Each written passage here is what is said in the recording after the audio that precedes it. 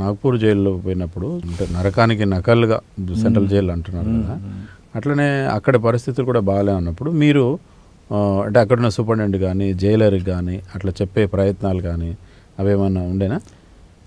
అసలు ఆ జైలు ఎట్లుండేటి అవి చెప్పండి. అసలు మెయిన్గా ఏంది అని అంటే ఫస్ట్ జైళ్ళ గురించి మాట్లాడుకునే ముందు అప్పుడు నక్సలైట్ అంటే ఒక రకంగా వాళ్ళు పోలీసు యంత్రాంగం పెద్దగా ఆలోచించేది. ఎటు తీసుకుపోయిన సెక్యూరిటీని 10 మంది 15 మందిని రెగ్యులర్గా ఆ ఆర్మ్స్ పట్టుకొని ఉండే స్పెషల్ ఫోర్స్ను, స్పెషల్ గాడి, అట్లే పోయేటప్పుడు కూడా కాళ్ళకు చేతులకు కట్టేసి పెట్టడం, క్రూరమైన పద్ధతులు అవలంబించారు. ఇట్లా అనేక సార్లు తీసుకుపోతా ఉంటే ప్రతిసారి మేజిస్ట్రేట్లకి చెప్పేది, ఇంత ఫోర్స్ ఉండగా మేము ఎటుపోతాం, ఎట్లా చేస్తాం, ఇది ఎట్లా సాధ్యమవుతుంది అని అంటే అట్లా స్పెషల్గా కొందరికి మహారాష్ట్రలో నక్సలైట్లకు ఒక అందులోనే ఒక డబ్బా ఉండేది అన్నట్టు, బయట పోలీసులు ఉండేది అన్నట్టు. అంటే మేము ఆయుధాలు తీసుకొని వాళ్ళని ఫైర్ చేసి పారిపోతామని అట్లా స్పెషల్ గాడీలు కూడా ఉన్నాయి అన్నట్టు. అట్లా ఉన్నప్పటికి కూడా మళ్ళీ బేడీలు వేసేది. అరే ఎంత ఇబ్బంది అయ్యేది అని అంటే కొన్ని కిలోమీటర్ల ప్రయాణం చేసేది. నాగపూర్ నుంచి గోందిగా రావాలని అంటే కమ్సే కమ్ 2 గంటలు పడుతుంది. ఆ 2 గంటలనైనా కానీ ఈ ఇట్లా మెసలకుండా వేసేసరికి ఒక రకమైన బాధ అయ్యేది. పోలీసులు ఎప్పుడు కూడా ఏం చేస్తారు అని అంటే పోలీసులు జైలుకి తీసుకుపోయినప్పుడు ఆ జైలు అధికారులకు మొత్తం 1-2 చెప్తారు, ఈ ఇటువంటి వ్యక్తి ఇట్లా చేస్తాడు అట్లా చేస్తాడు అని 1 గంట సేపు రిపోర్ట్ చేస్తారు అంట. వాళ్ళని అదరగొడతారు. ఇక వాళ్ళు తీసుకుపోయి ఏం చేస్తారని అంటే ఇక జైల్లో కూడా మళ్ళీ గార్డ్స్ని పెట్టేది మాకు స్పెషల్గా. అచ్చా, ఎంబడి మీ బ్యారక్ ముందు బ్యారక్ మేము ఏదైనా ములాఖాత్కి వచ్చినాం అనుకో మా ఎంబడి 2 ఉంటారు, లేకుంటే హాస్పిటల్కి పోయినాం అనుకో జైల్లో మా ఎంబడి 2 ఉంటారు. జైలు పోలీసు ఒక ఉంటాడు, 2 ఖైదీలు ఉంటారు అన్నట్టు. లైఫ్ పడ్డ వాళ్ళు లైఫ్ పడ్డ వాళ్ళని పెట్టేది అన్నట్టు. వీళ్ళ డ్యూటీ ఏంది అని అంటే ఇంకోళ్ళతో మాట్లాడనియద్దు, ఏమైనా మాట్లాడుతా అంటే ఏం మాట్లాడుతాడో మళ్ళీ పోయి రిపోర్ట్ చేయాలి. ఒకవేళ తప్పించుకొని పోవడానికి ప్రయత్నం చేస్తే వాళ్ళు వీళ్ళు 3 కలిసి పట్టుకోవాలి. అదొక రకంగా టెన్షనే ఉండేది. ఎవరితో మాట్లాడనీయకపోయేది, ఏదైనా ఒక ముచ్చట మాట్లాడడానికి వాళ్ళు కూడా భయపడేది. అబ్బో మళ్ళీ సాపుకి వెళ్తే మాకేమైనా అయింది అనేది వాళ్ళు భయపడేది. అంటే ఒక మానసికంగా బాగా ఇబ్బంది అయ్యేది. అందుకని అవన్నీ చెప్పి పెడతారు కాబట్టి ఇక వాళ్ళు జైలు పోలీసు వాళ్ళు ఇంకింత దానికి 1-2 వాళ్ళ దృష్టిలో పెట్టుకొని లేని ఇబ్బందులు పెట్టేది అన్నట్టు. అయితే ఇంకోటి సాధారణంగా జైలు ఎట్లా పడని అని అంటే అక్కడ మధ్యప్రదేశ్లో కానీ మహారాష్ట్రలో కానీ జైలుకు బోర్డు ఉంటుంది ముందల, సుధార్ గృహ అని ఉంటుంది. అంటే మనసులను సంస్కరించే కేంద్రం అని రాసి ఉంటుంది. కానీ లోపల పోయి చూస్తే మాత్రం జిందగీ మొత్తం బత్తర్ జిందగీ. అంటే అది మనిషి బతకడానికి ఏ ఒక్కటి కూడా మంచి నేర్చుకోవడానికి కానీ బతకడానికి కానీ ఏ ఒక్కటి కూడా ఉండవు. కానీ మాన్యువల్లో చూసినప్పుడు మాత్రం చాలా బాగుంటాయి అన్నట్టు. అది అందులో ఒక్కటి కూడా అమలు జరగదు. అట్లనే కానూను వ్యవస్థ సంబంధించిన హక్కులు అవి కూడా ఒక్కటి కూడా జైల్లో ఉండయి. మొత్తం మీరు ఎట్లాంటి ఎదుర్కొన్నారు? ఇంకా ఈ 4 గోడల మధ్యలో బయటనే వ్యవస్థల ఈ పోలీస్ కానూను కోర్టులు ఇవన్నీ చాలా వరకు జనాలకి అవి ఉపయోగపడని. ఇక చీకటి మయం లోపల పోతే మాత్రం ఇంకా ఘోరం ఉంటాయి అన్నట్టు. ఫస్ట్ అరెస్ట్ అయ్యి లోపలికి పోయేటప్పుడు ఏం చేస్తారు అని అంటే గేట్లనేవన్నీ తన్ని ఒక టెర్రర్ చేసి పడేస్తారు అన్నట్టు. సాధారణ ఖైదీలను కానీ ఎవరం కానీ ఆ అధికారులు కూడా అంతా ఎట్లా ఫ్యూడల్ రాజులు లెక్క ఉంటారు. ఆయన సూపరింటెండెంట్ చెప్పిందే వేదం, ఆ మాన్యువల్ ప్రకారంగా నడవాలనేటువంటిది ఎక్కడా లేదు, ఎవరు నడవరు. అట్లా చేసేది ఉంటే అసలు జైల్లో ఉండేవి. అవి ఫస్ట్ ఏం చేస్తారనంటే గేట్లకు పోగానే ఒక అధికారి ఉంటాడు, కొందరు సిపాయిలు ఉంటారు, 1-2 సిపాయిలు ఉంటారు అన్నట్టు. రాగానే ఏం చేస్తారనంటే ఫస్ట్ వాళ్ళను చెక్ చేస్తారు అన్నట్టు. ఇలా ఏమైనా బొక్కలు ఇరిగినాయా, తన్నిండ్రా, తనలో వడ్డడా అనేది జనరల్గా చూడాలి. అసలు చూసి చెక్ చేయాల్సిన అవసరం లేదు, అడిగితే చెప్తారు కదా నిజంగానే ఇట్లా కొట్టిండ్రు అని అంటే అప్పుడు హాస్పిటల్కి పంపాల్సిన బాధ్యత ఉంటుంది. అది కాకుండా వాడు ఉద్దేశం ఏంటి అని అంటే మానసికంగా అక్కడ చంపుతారు అన్నట్టు మనిషిని. ఎట్లా అనంటే పోగానే మొత్తం బట్టలు ఇప్పుతారు, పేరు రాసుకుంటాడు, ఊరు రాసుకుంటాడు, ఏం కేసు అనేది రాసుకుంటాడు, ఇంతకుముందు వచ్చినవా పోయినవా అని అవన్నీ రాసుకుంటాడు. ఇక అటు పోయినాక ఇద్దరు సిపాయిలు ఉండి చాలా బట్టలు ఇడమంటాడు. అంటే ఓపెన్ ప్లేస్లోనేనా? ఓపెన్ ప్లేసే, ఓపెన్ ప్లేస్లో బట్టలు ఇడమంటాడు. ఇంకా ఘోరం ఏంది అంటే అక్కడ అవి ఉంటాయి, కెమెరాలు ఉంటాయి. కెమెరా ముందర బట్టలు ఇడమంటాడు. బట్టలు ఇడతారు. బట్టలు ఇడిచిన తర్వాత అన్ని చెక్ చేస్తారు. డ్రైవర్ ఇది ఏం చేస్తారంటే అరే చెప్పులు పట్టుకొని ఆ బట్టలు పట్టుకొని ఇట్లా నెత్తలు పెట్టుకొని పోవాలి బ్యారక్ దాకా. అంటే అన్ని సెంట్రల్ జైల్లో అట్లా ఉంటుంది.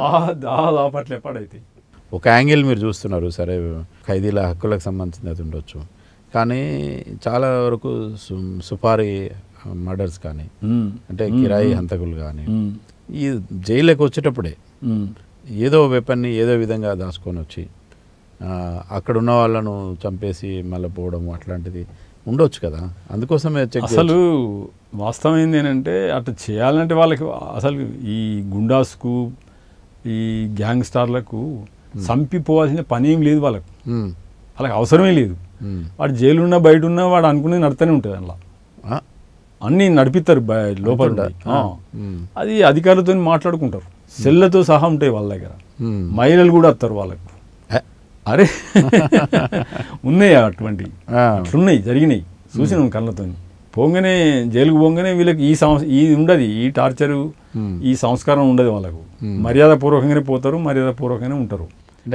ఎట్లాంటి గ్యాంగ్ స్టార్ వస్తున్నాను అంటే గ్యాంగ్స్టర్లకి ఇట్లాంటివి వాళ్ళ వాని మనుషులు ఉంటారు లోపల, వానికి చెప్పి అమ్ముతారు అన్నట్టు. అరే మన అన్నత్తుంటారా చూడు అని అంటే బాస్ వస్తుంటారు అని చెప్తే ఇక అధికారులతో పోయి మాట్లాడుతాను. మరి మావాడు వస్తాడు, ఇక తర్వాత వచ్చినాక మాట్లాడుకుంటాం, అవి ఉంటాయి, మీకు ఇచ్చాడు మీకు ఇస్తారు అని చెప్పంగానే వాడు ఏం చేస్తారంటే ముట్టుకోకరా అంటాడు, పేరు రాసుకుంటాడు, పొమ్మంటాడు. ఆ పేరు కూడా వాని దగ్గర పోయి కూడా చెప్పాడు వీడు. ఆ పోయిన సిపాయి చెప్తాడు, పంపుతారు చక్కగా. వాళ్ళకి ఏం సమస్య ఉండదు, అన్నీ ఎంజాయ్ చేస్తారు. జైలు కూడా తినరు వాళ్ళు, మొత్తం బయట నుంచి తెచ్చుకొని వండుకొని తింటారు. అటువంటి వ్యవస్థలు ఉంటాయి అన్నట్టు. మొత్తం నెలకు ఒక 10,000 20,000 వాళ్ళకి పడితే మొత్తం వాని గ్యాంగు వాని కథ అంతా 24 గంటలు ఉంటారు. అవసరం అనుకుంటే ములాఖాతలల్లా గంటల తరబడి ఉంటారు. అదే సాధారణ ఖైదీలకు 10-15 నిమిషాల కంటే ఎక్కువసేపు ఇయ్యారు ములాఖాతు. అంటే వాస్తవానికి జైలు అనేది వాళ్ళ కొరకు కాదు, సాధారణ జనాలకు చిన్న ఆవేశంగా చేసిన క్షణికావేశంలో చేసిన నేరాలకు, తెలవగా చేసిన నేరాలకు, అది ఒకటి అరా చేసిన నేరాలకు వాళ్ళ కొరకు ఇవన్నీ జైల్లో నిబంధనలు ఉండే ఏముండే. కరడు కట్టిన అంటే వ్యవస్థీకృతమైన నేరాలు చేసే వాళ్ళకి కాదు ఇది. అంటే మేము చూసింది కూడా కళ్ళతోని. వాళ్ళకి అటువంటి సౌకర్యాలు మాకు కూడా చేయకపోయేది. అట్లా ఇక నా వంతు వచ్చింది, తీసుకుపోయాను అన్నట్టు. పేరు అడిగితే వాళ్ళు సిపాయి చెప్పారు, ఈయన ఆ పేరు ఈ పేరు అని చెప్పారు. నాకు కాళ్ళు నొప్పులు అవుతాయి, నిలబడు అని మాట్లాడడం నాకు ఇబ్బంది అవుతుంది. బట్టలు ఇడమంటాడు. ఎందుకు ఇడవాలని అడిగిన. ఆ సిపాయి కాబట్టి ఆయన నాతో నచ్చిన ఈయనను ఇచ్చిపెట్టురానంటే అట్లుండదు, మా సార్ చెప్పింది కదా ఇడువు అని అంటాడు. కడక్ వాళ్ళు ఎట్లా భాష ఎట్లా ఉంటుంది అది, ఇడువరా బాబు అని అంటాడా, ఇడు. ఇంకా కొంచెం మామూలు బూతే ఉంటుంది కదా అంటే వాడు ఇక బూతులే మాట్లాడుతూ ఉంటాడు. ఇడు అని అంటాడు. ఎందుకు ఇడవాలని నేను అడిగాను. ఇడవాల్సిందే, అందరు ఇచ్చినప్పుడు నువ్వు ఎందుకు ఇడవని అంటాడు. ఈయన ఇడవను అన్న వాళ్ళు సార్ ఈయనేమో మాట్లాడుతాను అని ఆయన బాధ్యని చెప్పిండు ఎస్ఐకి. ఆయన వచ్చిండు కట్టె పట్టుకొని, ఎందుకు అది అని అంటాను. ఎందుకు ఇడవాలని నువ్వు చెప్పరాదు అని అన్న. అందరు ఇడతారు, నువ్వు ఇడవాలి. అరే ఎందుకు ఇడవాలన్నాయా అంటే జైలు మాన్యువల్ లేదా మరి? అట్లా లేదా? జైలు మాన్యువల్ అట్లుందా? లేదా మన నిజంగా లేదు, జైలు మాన్యువల్ లేదు, అది వీళ్ళ మాన్యువల్. అది ఎందుకు అన్నాను. అంటే ఇడవలసిందే, ఇక్కడ అందరినీ చెక్ చేస్తాం, చెక్ చేసి పంపుతాం అన్న. చెక్ చేస్తే చేసుకో, ఏమైనా తుపాకులు పట్టుకపోయేటి అయితే కనిపా, ఏమైనా సీక్రెట్ వెపన్స్ ఉండే కదా, ఇట్లా చూస్తే దొరుకుతాయి. నీవు చూడకపోతే ఖైదీతో చూంచు, అది పద్ధతి. కానీ ఈ బట్టలు ఇచ్చేసి చూపించేటువంటిది అయితే మాన్యువల్ లేదు. నేను చూడు ఇవ్వను మనం మాన్యువల్ గీన్ మాట్లాడతామని సీరియస్ అయ్యండి. నువ్వు సీరియస్గా ఏమనగా ఉంచుకుంటే ఉంచుకో, లేకుంటే పంపు, వాళ్ళతో పంపు, తీసుకొచ్చిన వాళ్ళే కదా పంపు అన్న వాళ్ళకి. ఏదో ఇంటెలిజెంట్ అంటే సూపరింటెండెంట్ దగ్గర పోయింది. సూపరింటెండెంట్ దగ్గర పోయి, సార్ ఆయన ఎందుకు నక్సలైట్ అట, ఇట్లా అది చెప్తాండు ఇది చెప్తాండు కట్టెపడుకుని వాళ్ళు, ఆయన ఇంకో ఇద్దరిని జైలర్ కింద ఉప జైలరు సిపాయిలు అందరు కట్టెలు పట్టుకుని వచ్చారు. అంత ఖైదీలు చూస్తారు ఈయన పెళ్లి చేస్తారు అయ్యా వీడు ఎవడో పెద్ద చేస్తాడని వాళ్ళని చూసి నేను కూకున్నా, నాకు కాళ్ళు నొత్తాయి. ఇక కింద అయినా కానీ కూకున్నా, ఏం చేస్తారో చూస్తా వీళ్ళు అని. ఇక పోలీసు వాళ్ళు ఎంత అంత అయితే కొట్టాడు వీడు. నాకు అప్పుడు అది కొత్త. ఇదంతా ప్రజాస్వామిక పద్ధతి కాదు, ఇదంతా వీళ్ళే చేస్తాను. చట్టబద్ధం కాదు. చాలా చూద్దాం ఏం సంగతి అని నేను సపరేట్ కూకున్నా. ఏయ్ అని వాళ్ళు చిట్కలు వేసుకుంటూ వచ్చారు. ఏయ్ బట్టలిడు, నిలబడు అంటాను. నేను కూకునే జవాబు చెప్తాను. నాకు నిలబడే ఓపిక లేదు, నేను నిలబడ. నాకు అప్పటికి హిందీ చక్కగా రాదు. నేను నిలబడ, నేను ఇట్లే జవాబు చెప్తా. బట్టలు ఇడతావా నువ్వు నఖరాలు చెప్తాను బాగా అని ఓడు గోడం కొడతాను కట్టెతోని టీట్ అని భయపెట్టిస్తాను. ఓడు ఏదో చెప్తాను, ఓడు ఏదో చెప్తాను. ఇక మీరు ఏమైనా చేసుకోండి, నేను మాత్రం చలో మీ అధికారికి చెప్పు, నీ కానూన్ ఏమైనా ఉంటే చెప్పు, నీ మాన్యువల్ ప్రకారంగా తీసుకొచ్చి నాకు విధించు, ఇస్తా. ఎవరు అడిగింది నేను అడుగుతాను? అరే ఎవరు అడుగుతారో అడగరు, నేను నాకు అవన్నీ తెలుసు కాబట్టి అడుగుతాను. నేను చేసిందంతా దాని కొరకే లొల్లి కాబట్టి ఆత్మగౌరవం ఇవన్నీ నాకు ఉంటాయి. పెద్దగా మాట్లాడతాను, కొనుక్కొని నవ్వుకుంటా. మీదికి వచ్చిండు సూపరింటెండెంట్. ఇటువంటి నేను బాగా చూసి వచ్చిన, మీతో ఏం కాదు, నేను ఒక్కటే చెప్తాను, పంపుతారు ఆయనతో పంపరు వాళ్ళతో మీ ఉంచుకోమని. లేదు నీ అధికారితో మాట్లాడి నన్ను మాట్లాడిపి ఆయనతో అన్నవల్ల. ఇక అంతా ఖైదీలు అంతా చూస్తారు, ఒక డ్రామా లెక్క. ఫోన్ చేసిండు వాళ్ళ అధికారి, అవతల గేట్కి అవతల దిక్కుంటుంది డిఐజీది. అన్నవల్లే ఫోన్ చేసిన వాళ్ళే ఆయన పంపుండ్రి, ఆయన అంతా రభస చేయకు, అనవసరంగా మీరే బదనం అవుతారు, పంపేసేయను. కానీ ఉట్టో అన్నట్టు లేవన్నాడు. లేచిగో మళ్ళీసారి వచ్చేటప్పుడు మాత్రం బట్టలు ఇడవాలి, పోవాలి, ఇది జైలు పద్ధతి అన్నాడు. నేను ఇప్పుడు కూడా చెప్తాను, నేను ఇప్పుడు కానీ ఎప్పుడు ఇడవా, నేనే కాదు ఎవడు కూడా ఇడవద్దు ఇక్కడ. ఇగో ఈసారి అయితే వదిలిపెడతాను పో అన్నాడు. తీసుకొని పోయినారు ఇద్దరు కానిస్టేబుల్.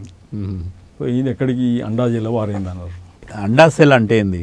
దాంట్లో ఎట్లాంటి అండా సెల్ ఇబ్బందికరమైన పరిస్థితులు ఉంటాయి. ఈయన అది పోయి చూసేంత వరదాకా దాని గురించి నాకు అర్థం కాలే. ఎందుకంటే అంతకుముందు అరెస్ట్ అయినప్పుడు సెల్లలు వేసిండ్రు, నక్సలైట్లకు టెర్రరిస్టులకు సెల్స్ ఉంటాయి వేరే. కానీ ఇది అండా బ్యారక్ అని ఒకటి పెట్టిండ్రు. మొత్తం ఒకటి ఏంటంటే అది అండా ఆకారంలో ఉంటుంది, గుడ్డు ఆకారంలో, ఎగ్ ఆకారంలో ఉంటుంది. అందులోనే రూమ్స్ ఉంటాయి అన్నట్టు. ఆ రూమ్స్లోనే తిరగాలి, అందులోనే పండుకోవాలి, అందులోనే ఉండాలన్నట్టు. అది ఎంత మొత్తం ఇనుముతో తయారు చేసి పెట్టిండ్రు. అది చూస్తే సాధారణ ఖైదీలు అయితే జడుచుకుంటారు అన్నట్టు, భయపడతారు. అది సాధారణ ఖైదీలు అందులో పెట్టరు కూడా. ఫస్ట్ తీసుకుపోయేసరికి ఇద్దరు కానిస్టేబుల్ ఇచ్చి తీసుకుపోయారు.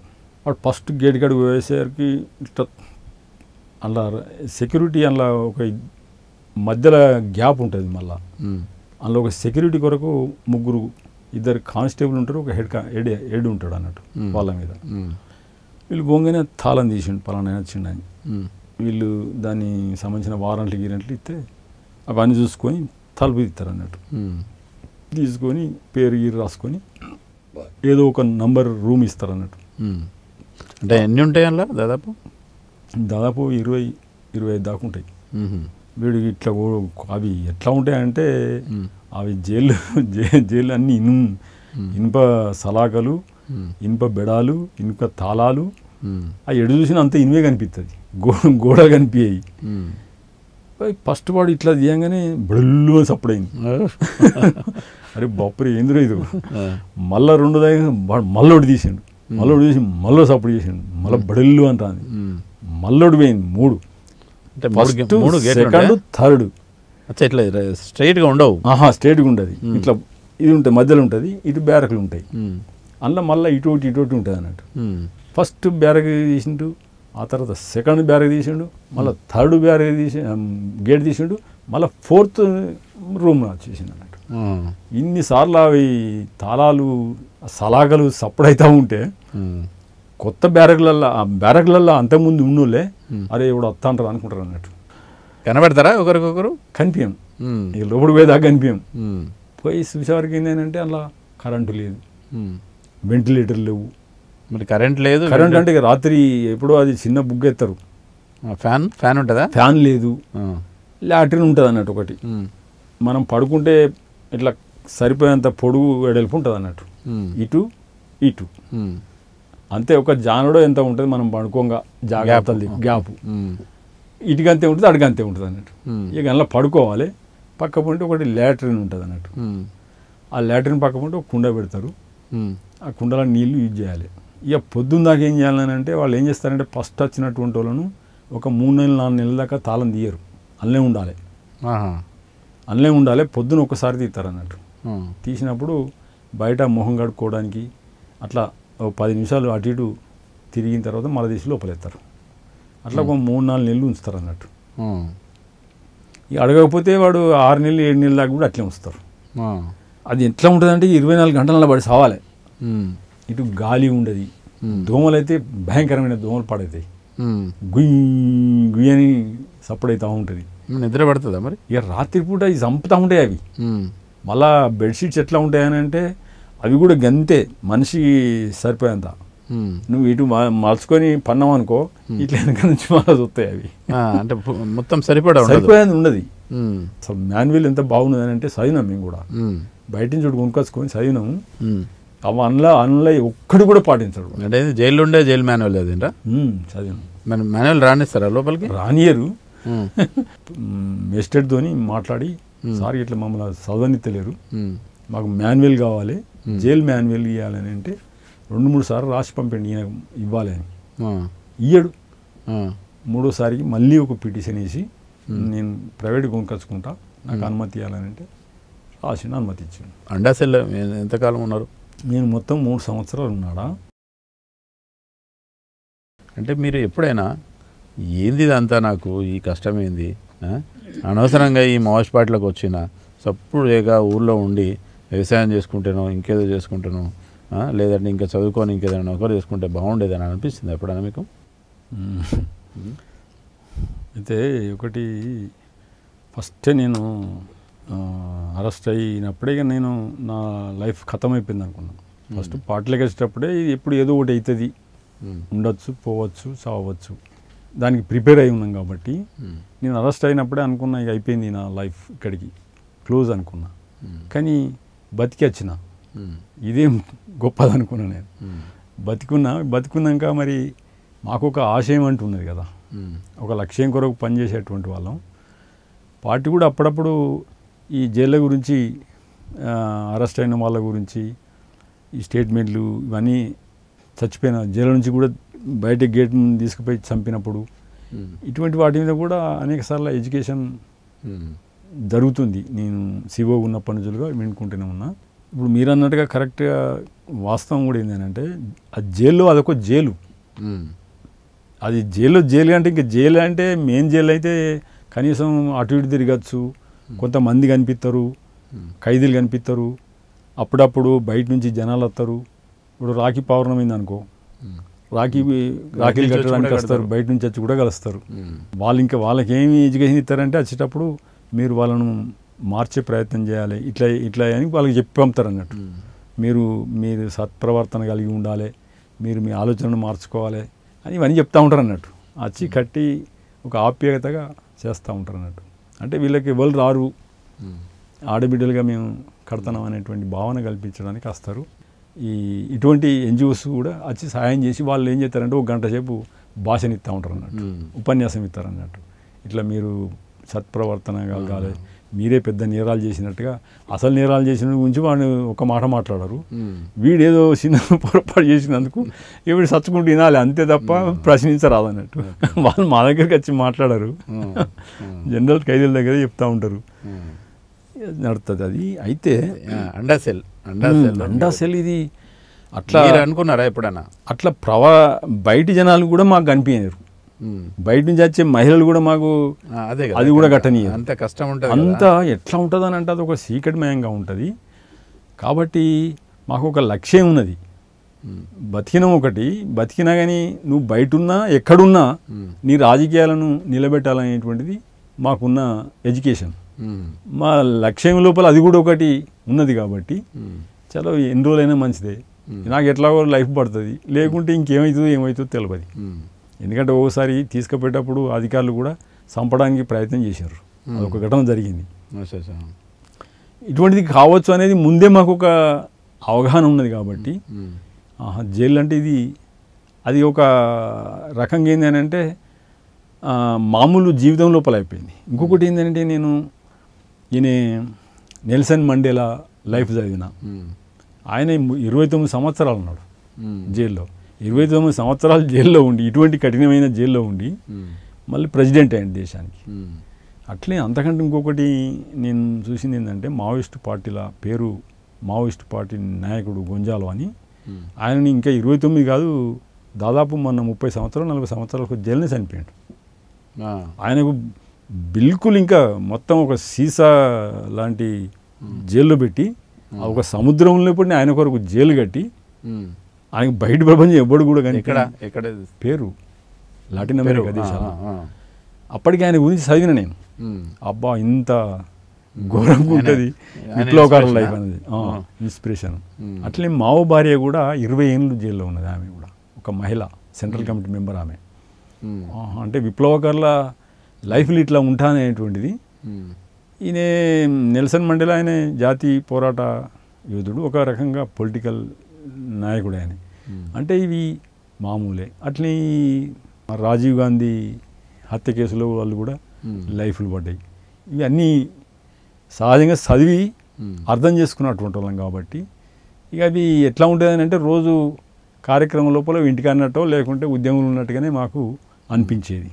బాధలు ఉండేది, బాధలు అయితే తప్ప వాళ్ళతో స్ట్రగుల్ చేయాలన్నా. పోనీ ఎప్పుడైనా ఇంటి దగ్గరికి చిన్నప్పుడు మీ బాల్యం గుర్తొచ్చి అమ్మ ఇట్లా చేసేది, నాన్న ఇట్లా ఉండేది, నాన్నమ్మ అట్లా అనేది, మీ కుటుంబ సభ్యులు మీ ఊర్లో ఆడుకున్నట్టు అందరితో, మీ ఫ్రెండ్స్, మీ సర్కిల్, అలా అందరితో వాళ్ళు ఏమైనా గుర్తొచ్చేదా? అత్తరు ఎందుకు రాపోరు, ఇల్లు ఎందుకు యాదికి రాదు, తల్లి ఎందుకు యాదికి రాదు, తండ్రి ఎందుకు రాదు, ఎందుకు మనసులోనే కదా మేము కూడా కావాలని కోరుకుంటాం. కానీ అది ఎక్కడ సాధ్యమవుతుంది? సాధ్యం దాని గురించి ఏం ఆలోచించడం ఒకటి. రెండవది ఏంటంటే బాధ్యతలు ఉన్నప్పుడు అసలు 10 నిమిషాలు ఆలోచించడానికి ఇంకో తీరికే ఉండదు. అదొక వృత్తి కాబట్టి, ఆ వృత్తిని ఎన్నుకున్నాం కాబట్టి ఆ వృత్తిని మేము విజయవంతం చేయాలన్నా, దాన్ని సఫలీకృతం చేయాలన్నా రోజు దాని గురించి ఆలోచించడు కదా. ఇప్పుడు నేను ఆర్గనైజర్ అయిన తర్వాత ఏంటిది, ఏ ఊరికి పోవాలి, ఎవరిని కలవాలి, ఎవరితో మాట్లాడాలి, ఏం స్ట్రగుల్ చేయాలి, బయట ఉన్నప్పుడు అట్లా ఆలోచించచ్చు. కానీ మరి అండా సెల్లో ఉన్నప్పుడు కూడా ఇవన్నీ కేసులతో పాటు రాజకీయాలు, అలా కూడా రాజకీయాలు ఉన్నాయి కదా. ఈ రాజకీయాలను పట్టుకొని ఉన్నాను అనుకున్నప్పుడు అందులో ఉన్న సమస్య మీద ఏంటంటే జైలు మాన్యువల్ గురించి కొట్లాడాలి. మన ఈ సౌకర్యాలు, మాకు ఫ్యాన్ కావాలి, అసలు ఈ అండా జైలు కాదు, మాకు జైలు మాన్యువల్ ప్రకారంగా బ్యారక్లో పెట్టాలి. నువ్వు ఇన్నే పెట్టాలనుకుంటే మాకు ఫ్యాన్ కావాలి, ఈ లాట్రిన్ సరిగ్గా కట్టాలి, అట్లే వెంటిలేటర్ ఉండాలి, నీళ్ళు ఉండాలి, పేపర్లు ఉండాలి, ఈ తిండి మారాలి. వీటి కొరకు గురించి మేము ఆలోచించేది. వీటి గురించి ఆలోచిస్తే మరి అడగంగానే ఇస్తారా? అది ఇంపాసిబుల్, సాధ్యం కాదు. దాని కొరకు ఎంత పోరాటం చేయాలంటే అంత పోరాటం చేయడం జరిగింది. అటువంటి జరిగినాయి. ఛత్తీస్గఢ్ జైల్లో కానీ, నాగపూర్ జైల్లో, మహారాష్ట్ర జైల్లో కానీ నక్సలైట్ ఖైదీలు అందరం కలిసి ఇవన్నిటికీ వ్యతిరేకంగా కొట్లాడడం జరిగింది. అంటే ఏం చేశారు కొట్లాడడం అంటే? నాగపూర్ జైల్లో నేను లేను, కానీ నేను రాయ్పూర్ జైల్లో ఆడ అండా సెల్ లేదు కానీ సెల్స్ ఉన్నాయి. ఆ సెల్స్, ఆ జైలు ఎప్పటిది అని అంటే బ్రిటిష్ జమానాది, 1880 కాలం జైలు అది. ఇక్కడ ఛత్తీస్గఢ్, రాయ్పూర్, ఛత్తీస్గఢ్. అలా తీసుకుపోయి సెల్ బ్యారక్లో పెడితే, సెల్లో పెడితే ఎట్లా ఉంటాయి అని అంటే ఇది ఒక రకం ఉంటుంది అన్నట్టు. ఇది కూడా ఒక రకంగా మానసికంగా బాధపడడం. వాస్తవానికి సెల్లు జైలు ఎందుకు కడతారు అని అంటే ఈ బద్మాషులు, గుండాసు వాళ్ళు వీళ్ళు కొట్టుకుంటారు, తన్నుకున్నప్పుడు తీసుకుపోయి ఒక 1 నెల రోజులు అలా పడేస్తారు అన్నట్టు. అసలు పనిష్మెంట్ ఏంటంటే 1 నెల రోజుల కంటే ఎక్కువ ఉంచొద్దు మాన్యువల్ ప్రకారంగా. ఆ లోపు వాడు సరిదిద్దబడతాడు, సరిదిద్దబడకపోతే తీసుకుపోయి ఇంకో జైలు పడేస్తారు. అందుకొరకు గట్టిరు అన్నట్టు. అలా పోవడం అని అంటేనే ఖైదీలు భయపడతారు, ఆ సెల్లకు పోవడం అంటేనే. ఎందుకంటే 4 గోడలు ఉంటాయి, ఈ యొక్క దర్వాజా ఒకటి కనిపిస్తుంది అంతే. ఆడికి ఎవరు రారు, జనాలు ఉండరు, ఒక్కడు బిక్కు బిక్కు అని ఉండాలి. ఇంకొకటి ఏంటంటే ఆ సెల్లల్లో ఈ ఊరి ఆత్మహత్య చేసుకుని ఉన్నోళ్ళు, ఫాసీ, మన ఈ హ్యాంగింగ్ వాళ్ళు చచ్చిపోతే అలా పాత్ర పెట్టడం, ఈ చచ్చిపోయిన కూడా అలా ఎవరు దిక్కు లేకపోతే అలానే పాత్ర పెట్టడం, ఇవన్నీ ఉండి ఏంటంటే అక్కడ ఒక ప్రచారం దయ్యాలు వస్తాయి ఇలా సెల్లల్లా, ఇవన్నిటితో ఏంటంటే మూఢనమ్మకాలు కూడా ఉంటాయి అందులో. అసలు సిపాయిలు కూడా డ్యూటీ చేసేటోడు కూడా భయపడతాడు, అలా ఉండడు, పక్క గేట్ ముందర ఉంటాడు అన్నట్టు, అందరితో మాట్లాడుకుంటాడు, ఎప్పుడో ఒకసారి వచ్చి అట్ట తిరిగిపోతాడు. ఎందుకంటే దయ్యాలు ఉంటాయని. ఇప్పుడు జైల్లో ఇట్లాంటి అంటే ఇబ్బందికరమైన పరిస్థితులు ఉన్నాయి కదా, మీరు వాటిని వ్యతిరేకించి వాటిని సంస్కరించడానికి ఏమైనా మీ నిరసన కార్యక్రమాలు అట్లాంటి ఏమైనా చేసిండ్రా? చాలా చేసినాం. ఫస్ట్ రాయపూర్ జైల్లో దాదాపు ఒక 30-40 మంది మావోయిస్టు ఆర్గనైజేషన్ కింద పనిచేసిన ఖైదీలు, సంఘంలో పనిచేసినటువంటి వాళ్ళు, దళంలో పనిచేసినటువంటి వాళ్ళు, కమాండర్లు, పై స్థాయి వాళ్ళు మొత్తం కలిస్తే ఒక 30-40 మంది ఉన్నారు ఆడ. అయితే ఒక్కొక్క జైల్లో ఒక్కొక్క తీరుగా పెట్టిండ్రు. కొన్ని జైళ్ళను మొత్తం నక్సలైట్ ఖైదీలు ఎందరున్నా ఒక బ్యారక్ ఇచ్చిండ్రు. కొన్ని జైళ్ళల్లో ఏంటంటే వీళ్ళను ఒక దగ్గర ఉంచద్దు, ఉంచితే జైలు బ్రేక్ చేయవచ్చు, లేకుంటే వీళ్ళందరూ కలిసి ఏమైనా లొల్లి చేయవచ్చు, అందుకని వీళ్ళని అక్కడు నలుగురిని వాడితే అయిపోద్ది అనేది ఒకరు. ఈ అక్కడోళ్ళు ఇక్కడోళ్ళు ఉంటే కూడా డేంజరే అని ఒక బ్యారక్లు ఉంచినారు. ఎందుకంటే వీళ్ళు ఇవన్నీ అక్కడోడు ఇద్దరు ఉంటే మిగతా జనాలకు ఎడ్యుకేషన్, అరే మీ నక్సలైట్లు ఏందిరా అని కొద్ది గొప్ప మాట్లాడినా కానీ అదొక ఇన్స్పిరేషన్ అయింది కదా, వాళ్ళకి ఏం పని ఉండదు కదా అక్కడ చర్చించుకోవడానికి. ఇట్లా అవుతుందని ఆలోచించి అట్లా పెట్టిండ్రు, అట్లా అవుతుందని చేసి మళ్ళీ ఇట్లా పెట్టిండ్రు. వాళ్ళు ఎడి చేసినా కానీ ఏంటంటే వాళ్ళకు ఎట్లా పెట్టినా తక్లీఫ్ అనేది వాళ్ళకి అర్థమైంది. అయినా వాడు ఇంకా చేసేది ఏం లేదు అలా. అయితే 30 మంది ఉన్నాం కాబట్టి ఆడ ఎట్లా ఉంటుంది తిండి సౌకర్యాలు అనేటువంటి ఆడ బాసి అని ఇస్తారు అన్నాడు. పొద్దున 6 గంటలకు నాస్తా. బాసి అని అంటే ఛత్తీస్గఢ్ లోపల రోజు జనాలు తినేటువంటిది, రాత్రి అన్నం తిన్నాక మిగిలింది కొంత కావాలని ఉంచుతారు అన్నట్టు. ఆ అన్నాన్ని ఏం చేస్తారంటే నీళ్ళలో పోసి నీళ్ళలో పెట్టి తెల్లారి 7-8-9 అట్లా తిని పనికి పోతారు అన్నట్టు. మామూలు ఛత్తీస్గఢ్ ప్రజలు అదే తింటారు. నీళ్ళు ఉంటాయి, అన్నం ఉంటుంది. దానికి పాడైపోదా? ఖరాబ్ కాదు, బాగుంటుంది, మస్తు ఉంటుంది.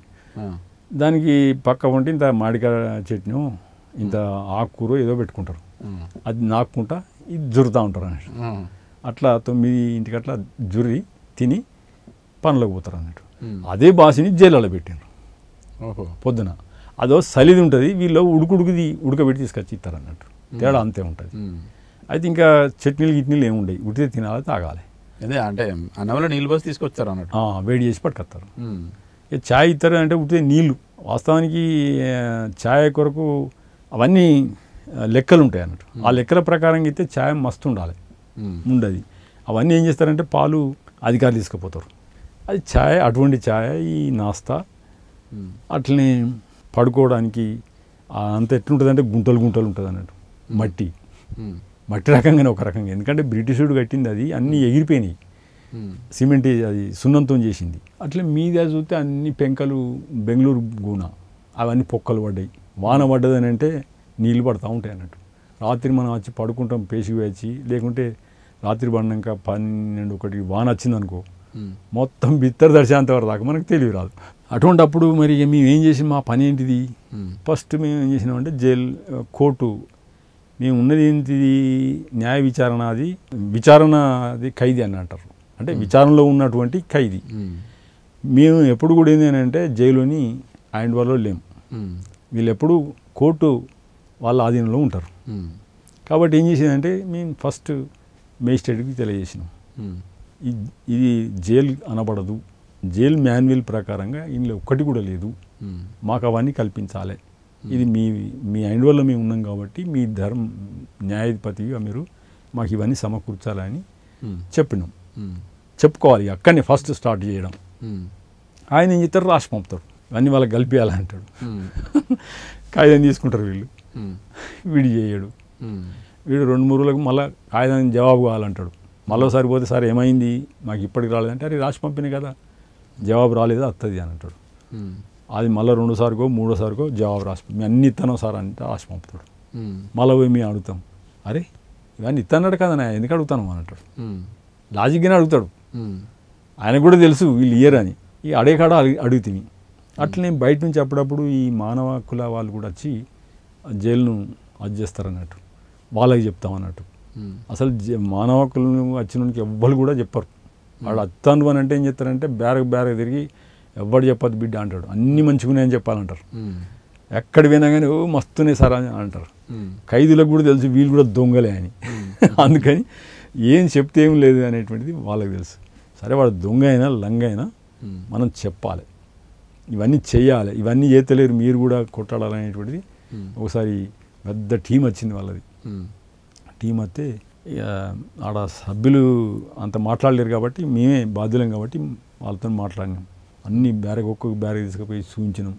ఇది ఎట్లుంటుంది, మనుషులు ఎట్లా ఉంటారు, అసలు మాన్యువల్ మీకు తెలుసు కదా, ఇప్పటికి మీరు ఎన్నోసార్లు వచ్చారు, ఎందుకు ఇట్లున్నాయి అని ఇట్లా వాళ్ళతోని డిస్కషన్ చేస్తే అన్నీ రాసుకొని పోయి అన్న మేము చేస్తాం, తప్పకుండా చేస్తాం, మీరు చాలా బాగా మాట్లాడేదని టికెట్ సర్టిఫికేట్ ఇచ్చి పోతారు. పోయి ఏం చేస్తారంటే ఆయన ఇగో గిన్ని ఉన్నాయి సమస్యలు, ఏం సంగతి అని బేరం ఆడతాడు. అయ్యో బేరం ఆడతాడు. బేరం ఆడితే వాడు ఎంతో పడేస్తాడు, పట్టుకొని పోతారు. ఇక చేసేటోళ్ళు ఎవరు? అట్లా మానవ హక్కుల వాళ్ళకి చెప్తాం. ఎన్నోసార్లు జరిగింది. ఆయన వాళ్ళు పోయినరు. అప్పుడప్పుడు మేము కోర్టు కాడికి పోయినప్పుడు పత్రికలు వచ్చేది మా దగ్గరికి, వాళ్ళకు కూడా చెప్పేది. మేజిస్ట్రేట్లకు చెప్పంగా కూడా ఓసారి పోలీసు వాళ్ళు మాట్లాడినద్దని వాళ్ళు జైలు వాళ్ళు చెప్తారు. మేజిస్ట్రేట్ని అడిగేది అన్నట్టు, సార్ మేము కొన్ని మాట్లాడాలి, మాకు సంబంధించిన మా కేసుల వివరాలు కొన్ని మాట్లాడాలి, మాకు టైం ఇవ్వాలంటే అర్ధగంట 15 నిమిషాలు ఇస్తాడు. ఆ 15 నిమిషాలల్లో ధన చెప్పేస్తాం. అట్లా కొన్ని రోజుల దాకా నడవనిచ్చిండ్రు, తర్వాత బంద్ పెట్టిండ్రు. అట్లా పత్రికారులకు చెప్పడం, మానవ హక్కులకు చెప్పడం. వాళ్ళు రాస్తారా లేదా? వాళ్ళు రాసేది, ఇది చేసేది. అయితే వాళ్ళు రాసిన జైల్లోకి రానియకపోయేది, వాటిని మొత్తం బ్లాక్ చేస్తారు, లేకుంటే చింపి పంపిస్తారు. బయట ప్రపంచానికి తెలుస్తుంది, జైలుకి తెలియనియరు అన్నట్టు. దాన్ని లేకుంటే మసి పూసి పంపుతారు, లేకుంటే కట్ చేసి పంపుతారు. మసి పూసినప్పుడు మీకు అనిపిస్తుంది ఇదేదో మనదే వచ్చింది అనేటువంటిది. నక్సలైట్ ఏ న్యూస్ వచ్చినా కానీ దాన్ని తీసి పారేస్తారు, చదవనియరు. అట్లా వీళ్ళందరితో ఫస్ట్ ఇవన్నీ చెప్పినాం మేము. ఇది ఒక ఉద్యమం, ఇది ఒక రోజులో అయ్యేది కాదు, ఇది ఏళ్ళ తరబడి ఉన్నది, ఒక్క రోజులో అట్లా మారుతుంది. ఇవన్నీ చేయడానికి కూడా మళ్ళీ మా సభ్యులకు కూడా ఎడ్యుకేట్ చేయడం, మనం మాట్లాడాలి అది అని అంటే ఆదివాసీలు కదా, అరే అది దాదా ఇక్కడెందుకు సపరేట్ తిని ఈ భాష మేము బయట తినేదా మనం, ఆడ ఈడ తింటే ఏమవుతుంది పాపం. వాళ్ళు అమాయకత్వం ఒకటి, భయం, బాగా కొట్టుడు దంచుతా అంటే పోలీసులు కొడతారు, అలా కొడతారు ఓసారి ఆడది కొడుకులు. అయినా కానీ చెప్తే భయపడేది. అయితే కాకుంటే మేము ఉన్నాం అనేది ఒక విశ్వాసం ఉండేది వాళ్ళకు. వాళ్ళంతా చాలామంది నాకు తెలిసిన వాళ్ళే, మా కింద పనిచేసిన వాళ్ళే. కాబట్టి దాదా చెప్పేది కరెక్టే, కానీ సాధ్యమవుతుందా అని అందులో కొంతమంది సందిగ్ధం. ఇక కొందరు ఇవన్నీ చేస్తే మళ్ళీ మనకు బెయిల్ దొరకదురా, ఈడ అన్ని ఏదో వేషాలు చెప్తాను, ఆడ చేసినట్టు ఈడ చెప్తాను నడవదురా అని మళ్ళీ వాళ్ళు మీటింగ్ పెట్టుకొని మాట్లాడడం. అందులో కొంతమంది వెనుక గుంజేటోడు ఉంటాడు, కొందరు మన పక్షం మాట్లాడినా కానీ లేదు ఇప్పుడు సాధ్యం కాదు అనడం. ఇట్లా అనేక చర్చలు జరిగేది. ఆ జైల్లో కూడా పార్టీ నాయకత్వంలో ఉన్న వాళ్ళ మధ్యలో కూడా చర్చలు జరిగేది. ఎందుకంటే వాళ్ళు స్ట్రగుల్ చేయాలనేటోళ్ళు, వాళ్ళు స్ట్రగుల్ చేయొద్దు అనేటువంటిది. ఆదివాసీలకు ఒకటో మీనంటే ఒక గౌరవం ఉన్నది వాళ్ళకి. కొంతమంది అద్దు ఇవన్నీ మళ్ళీ అయితే మళ్ళీ బెయిల్ దొరకది, సావాలి అని కొంతమంది వాడు చెప్పిపోతారు. జైలు వల్ల అధికారులు వచ్చి ఇలా సభ్యులందరికీ చెప్తారు, బిడ్డ మీరు ఇట్లా ఏమైనా చేస్తారా అంటే బెయిల్ దొరకదు, మీకు బెయిల్ ఇయ్యరు, సత్తరు, గట్టిగా పట్టుకునేది అన్నట్టు. అది కాదురబోయే అని అంటే కూడా కొందరు విన్నారు, కొందరు వినలే. ఆఖరికి కొంతమంది కన్విన్స్ అయినారు. అప్పుడు ఇక మేము ఏం చేసినామంటే ఫస్ట్ ఇక్కడ ఉన్నటువంటి పరిస్థితి లోపల ఏమైనా మంచిదే, ఈ రోజు తిని ఇటువంటి దానికి సచ్చేదానికంటే కొట్టాడిసేద్దాం. పార్టీకి ఎంతో చరిత్ర ఉన్నది, వినరనే ముచ్చటే లేదు. ఇంతకుముందు ఇట్లా వరంగల్లో చేసారు, అక్కడ చేసారు, ఇక్కడ చేసారు, అనేక ఉదాహరణలు చెప్పేది అన్నట్టు. ఆఖరికి కొంతమంది తయారైన తర్వాత ఫస్ట్ మేము ఏం చేసినామనంటే వీళ్ళు జైలు అధికారులు ఫస్ట్ 8 రోజులకు ఒకసారి పరేడ్ అని ఉంటుంది అన్నట్టు. పరేడ్ రోజు వచ్చి అన్ని మీ బాధలు ఏందని తెలుసుకోవాలి, వాళ్ళ బాధ్యత. అట్లా వస్తారు, ఫార్మల్గా వస్తాడు, అది నామినలే. కానీ వాస్తవానికి ఏంటంటే మాన్యువల్ ప్రకారంగా 8 రోజులకు ఒకసారి పోయి ఎవరి ప్రాబ్లం ఏందో తెలుసుకొని వాళ్ళు పరిష్కారం చేయాలి. చెయ్యరు, ఉట్టిగా ఉండగా తిరుగుతారు, పోతారు. దాన్ని బహిష్కరించాలనేటువంటిది అసలు ఫస్ట్ వీళ్ళతో కూడా మాట్లాడినాం. మాకు ఇవన్నీ మాన్యువల్లో ఉన్న దాని ప్రకారంగా లేవు అని ఫస్ట్ వాళ్ళతో డిస్కషన్ చేసి, ఆ తర్వాత మేజిస్ట్రేట్తో చెప్పి, ఆ తర్వాత మానవ హక్కులతో చెప్పి, ఆ తర్వాత మళ్ళీ వీళ్ళతో స్ట్రగుల్ అయింది అని అంటే ఈ పర్యటన మేము ఊపం. అంటే వాళ్ళకి చాలా నామోష్. ఎందుకంటే వాళ్ళని అక్కడ పర్యటనలో లేచే వాళ్ళు నిలబడరు, నిలబడి మాట్లాడరు, ముందే చెప్తారు అన్నట్టు. సిపాయిలు పోయి లేకుంటే ఖైదీలు ఉంటారు కదా, అరే పర్యటన ఎవడు అడగదురా, ఏ బ్యారకు ఇన్ఛార్జి వాడిని చెప్తాడు అన్నట్టు, ఎవడు అడగదురా, ఏమైనా అడగాలని అన్నప్పుడు వానికి చెప్పాలన్నట్టు. వాడు పోయి ఆ బ్యారక్ ఇన్ఛార్జికి చూపిస్తాడు అన్నట్టు. ఏమైనా కోర్టు విషయాలు ఉంటే అడగాలి, జైలుకి సంబంధించిన ఏమైనా అడిగితే మాత్రం తోలుదిస్తారు. ఏ జైలు అంటే నాకు బెయిల్ వస్తలేదు సార్, నాకు వకీల్ లేడు సారు, నా కేసు వాయిదాకి తీసుకుపోతలేరు, గార్డు వస్తలేరు, ఇటువంటివి చెప్పాలి. అటువంటి వాడికి లేచి నిలబడతారు, వాడు అత్త అంటే లేకుండా వెళ్ళిపోతారు. ఇట్లుంటుంది అన్నట్టు. అందుకని ఫస్ట్ దీన్ని బహిష్కరించడం. బహిష్కరిస్తే ఇక వాడు అంతా ఆగమాగమైంది అనుకోరాదు. వచ్చి సభ్యులందరినీ బెదిరించారు.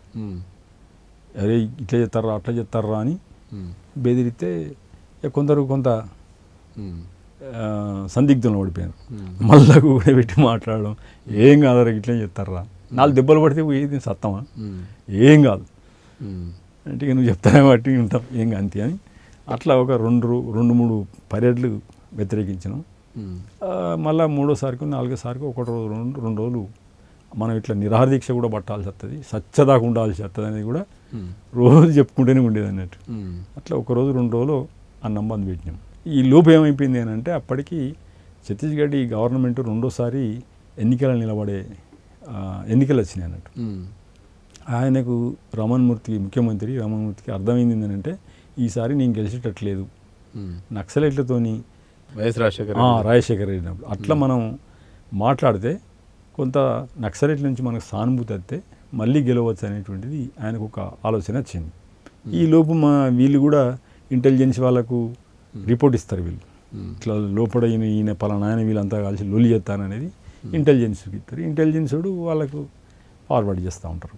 ఆయన ఏం చేసిండు అని అంటే కలెక్టర్ని పంపిండు మా దగ్గరికి. కలెక్టర్ వచ్చి మా బ్యారక్లకు వచ్చిండు, చక్కగా మా బ్యారక్లకు వచ్చి నా రూమ్ కాడికి వచ్చిండు ఆయన. ఏం ఎట్లున్నది ఏంటిది ఇక వాళ్ళు అడిగే పద్ధతిలో అడిగిండు. చాలా మంచి సార్, పరిస్థితి సుతానికి కనిపిస్తున్నాయి కదా, ఇది మాకు వెంటిలేటర్ లేదు, నీళ్ళు లేవు, ఓ పేపర్ ఇయ్యరు, ఆడుకునే వస్తువులు లేవు, మొలకథలు ఇవ్వరు, తిండి చక్కగా లేదు, బాసి ఇస్తారు, ఈ బాసి నేను తెలంగాణ నుండి బాసి నాకు అలవాట్లేదు, నేను ఎట్లా తినాలి, రొట్టి ఇవ్వచ్చు కదా, దానికి సంబంధించిన ఇంకా వేరే పద్ధతి లోపల మాకు టిఫిన్ ఇవ్వచ్చు కదా, ఛాయ్ ఇస్తారు, పాలన్నీ వాళ్ళు తాగుతారు, ఉట్టి నీళ్ళు ఛాయ్ ఇస్తారు, మాకు ఇస్తారు, ఇవన్నీ చెప్పినాం అన్నట్టు. అన్నీ రాసుకున్నాడు. ఆయన పక్కపండి సూపరింటెండెంట్ ఉంటాడు, జైలర్ ఉంటారు, వాళ్ళకి ప్రొటెక్షన్గా వీళ్ళందరూ వస్తారు అన్నట్టు. సాధ్యంగా సర్వసాధారణంగా ఎవరు మాట్లాడు, అంత మంచిగా మాట్లాడరు. అన్నీ చెప్పిన వాళ్ళే రాసుకున్నాడు. మీ అన్నీ అమలు చేస్తాను నేను. యంగ్ ఆయన, యువకుడు, నేను చాలా పాజిటివ్గా ఉంటా, మీరు మీ సమస్యలన్నిటి అయినే అనుకోండి అని మాట్లాడండి. ఏమో చూద్దామని, లేదు భోజనం తినరు మీరు, మేము చేస్తామని చెప్పిండు అన్నట్టు. గతం పోయిండు, వాళ్ళతో మాట్లాడండి, చాలా డిస్కస్ చేసి మా దానిలోకి ఆయన పిలిపించుకొని ఇవన్నీ అమలు చేస్తున్నామని సూపరింటెండెంట్ చెప్పిండు. అయితే మాకు కాగితం మీద రాసిస్తేనే మేము చేస్తామని మేము అన్నాం అన్నట్టు.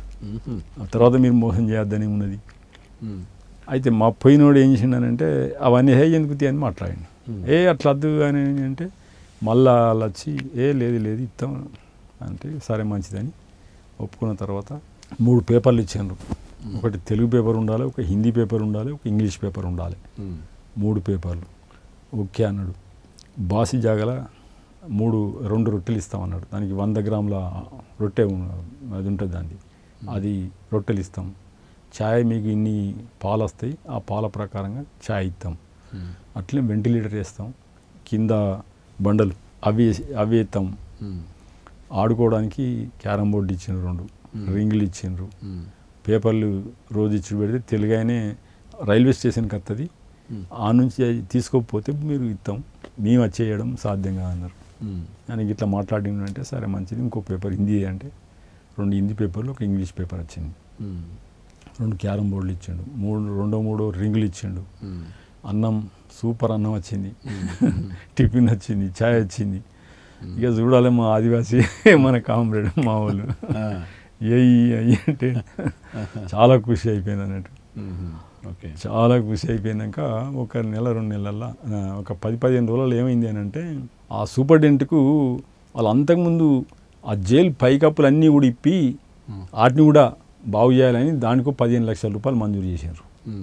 వాళ్ళు ఎన్నోసార్లు చేసారట, గవర్నమెంట్ ఎప్పుడు పట్టించుకోవాలి. ఈ సమ్మె సందర్భంగా వాళ్ళు వాటికి కూడా మంజూరు చేసిండు. ఈయనకు థ్యాంక్స్ చెప్దామని వచ్చిండట నా దగ్గరికి, సూపరింటెండెంట్ నా దగ్గరికి వచ్చిండు. నాకెవరికి ఆయన ఎందుకు వస్తాడని, ఈ అధికారులు వస్తానంటేనే చిడిచిడే పెట్టేది. సెల్కు తాగేట్టుకోకుండా ఉంటుంది, లాట్రిన్ వరకు ఒక కుండ ఉంటుంది. నాకు ఒకటే కుండ ఉన్నది. సూపరింటెండెంట్కు 2 సార్లు వస్తే 2 సార్లు రౌండ్లో చెప్పాను నేను, సార్ ఈ లాట్రిన్ నీళ్ళే తాగుతాను, లాట్రిన్కే ఉపయోగిస్తాను, ఆ గిలాసు కూడా ఒకటే ఉన్నది, దీన్ని మార్చాలి, మీరు ఎట్లనే చేసి ఆలోచించు అని అంటే సరే మంచిది అనుకుంటా పోయిండు. 2-3 సార్లు చెప్తే ఆయన ఎట్లా చేసిండు. పొద్దుగానే వచ్చిండు చెప్దామని వచ్చిండట. తర్వాత నేను మళ్ళీ వాపసు పోయినప్పుడు ఆ అధికారులు అన్నారు, సార్ మీకు ఎన్నిసార్లు నేను అప్పుడే లాటరీ నుంచి లేచి వస్తానా, ఆయన వచ్చిండు పొద్దుగాలనే. ఆయన మదన్ లాల్జీ అనుకుంటే వస్తాడు అని వాళ్ళని ఎవరు రా అనుకున్నా నేను, కోపం వచ్చింది. సార్ ఎన్నిసార్లు చెప్పాలి మీకు అని అంటే నేను ఎప్పుడు ఏదో ఒకటి అడుగుతా అని కొద్దిగా కసిరించుకున్నా మాట్లాడండి. నీకు తలకాలేదా అని తెలుగులో నాకు నీ మాట్లాడుకొని ఆ ప్లేట్ చేతిలో పట్టుకొని ఇట్లా ఆయన ముఖాన్ని ఇసిరి కొట్టినా కానీ ఆయనకు తాకలేదు. అబ్బోయి వీడు ఇట్లా సీరియస్గా అందరూ వెళ్ళిపోయారు. గేట్లో పోయి పిలిపించుకున్నారు, మళ్ళీ జైలర్ని పంపించండు. ఈసారి దంచుతారు అనుకున్నా. ఇక జనరల్గా ఇట్లా జరగానే తీసుకెళ్ళి కొడతారు, సాధారణంగా కొడతారు. ఆయన ప్లేట్ ఇసిరేయడం అంటే వాళ్ళు చేయరు కదా, అసలు మాట్లాడే జరగదు. అబ్బా ఈ సీరియస్ తీసుకుని ఉంటుందని నేను రాను అన్న ఫస్ట్ జైలర్తో. ఏమన్నారు రావా నేను చెప్తారా, నిన్నెవడు చేస్తారు, ఇక్కడ పోయి దమ్ము లేదనుకుంటా మాట్లాడిన వాళ్ళే. సరే మంచిదే రా అని, ఏమైనా మంచిదే, పంపితే ఎట్లా పంపుతారు కావచ్చు, లేకుంటే తంతరురా అని మా సభ్యులకి చెప్పిన. ఇక అందరు భయపడబట్టినారు, ఏమో చేస్తారు దాదని. పోయిన వాళ్ళే కథం 2 చేతులకు బేడీలు వేసిండి, ఇక అని చెప్పారు. వేరే జైలుకి ఎక్కడికి పంపుతారు, వేరే జైలుకి అన్నారు. జైలు పేరు చెప్పకండి, నాకు జైలు పేరు చెప్పాలి. ఎందుకు పంపుతారు నువ్వేం చేసినావు, ఇక అందుకే పంపుతాను అని జైలర్ చెప్పిండు. ఇక వద్దు బయసు చేయకు, వెళ్ళిపో అన్న వాళ్ళు ఇక తీసుకుపోయాను. ఏ జైలుకి పోయాను మరి మళ్ళీ? ఆ నుంచి వెళ్ళి బిలాస్పూర్ జైలుకి పంపించారు. ఆ బిలాస్పూర్ జైలు అది ఇక్కడ మన జార్ఖండ్ దగ్గర ఉంటుంది, జార్ఖండ్ బార్డర్ దగ్గర. ఇది నేను గేట్ల నుంచి బయటకు పోగానే మొత్తం మీడియా వచ్చినది అక్కడ. ఇక్కడ ఈ జైల్లో ఎట్లుంటుందని అంటే ఈ ఛత్తీస్గఢ్ ఎంపీ జైలల్లో గ్యాంగులు ఉంటాయి అన్నట్టు. ప్రతి జైల్లో 2 గ్యాంగులు ఉంటాయి, ఒకరికోడు పడది. అట్లా ఒక గ్యాంగ్ వాళ్ళు మాకు అనుకూలంగా ఉండేది. ఆయనకు తెలిసి నేను పలానా ఆయన ఇట్లా చేసిండు, వాళ్ళకి ఏంటంటే అంత సమాచారం ఉంటుంది జైల్లో. ఈ అతనని వాళ్ళకి ఫోన్ చేసి చెప్పారు, ఇట్లా ట్రాన్స్ఫర్ చేశారని మీడియా చేయగానే మీడియాలో అందరు వచ్చారు, ఈ ఎలక్ట్రానిక్ మీడియా పేపర్ వాళ్ళు అందరు వచ్చి నిలబడ్డారు. ఏమైంది ఏంది అని అంటే మొత్తం చెప్పిన మళ్ళా ఇట్లా చేశారు, ఇట్లా చేస్తాను, ఇంత అన్యాయం ఉన్నది, దోపిడీ ఉన్నది అని దాదాపు ఒక 20 నిమిషాల దాకా నిలబడి చెప్పనిచ్చారు వాళ్ళు. తర్వాత తీసి వ్యాన్లు వేసుకొని తీసుకుపోయారు. నేను ఆ జైలుకు పోయేవరకే మొత్తం టీవీలు వస్తుంది అన్నట్టు. సూపరింటెండెంట్ చూసిండు దాన్ని, అక్కడి సూపరింటెండెంట్ పోగానే రప్పించుకున్నాడు వాళ్ళకి. ఏం పేరు అని పిలిపించారు ఇక్కడికి అని నేను అన్నా. ఎవరిని పిలిపించారు, ఏం పేరు వాళ్ళని పిలిపించారు అని నేను ఇట్లా చూద్దాం అన్నమూలే. సరే మరి ఏం సంగతి అంటే ఏంటిది, ఎందుకు పిలిచినా నాకు తెలియదు కదా, మీరు ఎందుకు పిలిచారో చెప్పండి అని అన్నా.